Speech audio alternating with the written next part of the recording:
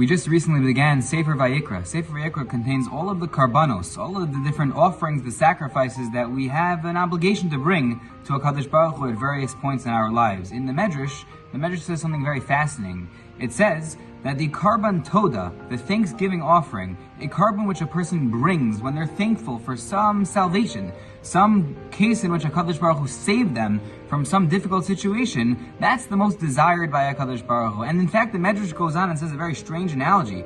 It says that the karban toda, this thanksgiving offering, is similar to a case in which a person takes lights, candles, and places them along a dark path. Lights along the way, which light up, which help a person see as they're traveling a great distance. What does this have to do with the karban toda, and why is the karban toda so specifically and so specially desired by HaKadosh Baruch Hu? So the Steinmetz has an amazing comment here in Parshas Tzav. The Steinmetz says that all of their karbanos are a response to something, and they relate specifically to that particular thing. You bring a karban asham for a particular avera. You bring a karban chatas for a particular avera that you did by accident that you're now making up for. You're now atoning for that avera. But the karban toda is different in that there was certainly an event which occurred, which made a person think, I need to bring karban toda to thank Hashem for saving me, for offering me that salvation. But the goal of that karban toda is not simply to say thank you. The goal of that karban toda is to say to HaKadosh Baruch Hu, I see you, I recognize you. This instance of karban toda,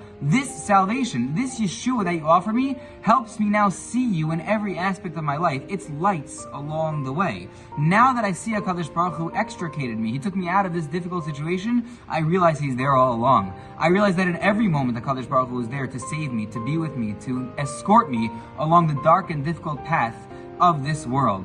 Our role as NCSY advisors, as NCSY teachers, rebbeim, educators, we're not there simply to give a Jewish experience. We're not there simply to show our campers, our talmidim. We're not there simply to show them that HaKadosh Baruch Hu is there in this moment or that moment. We're there to show them that through those little moments you start to see lights along the way.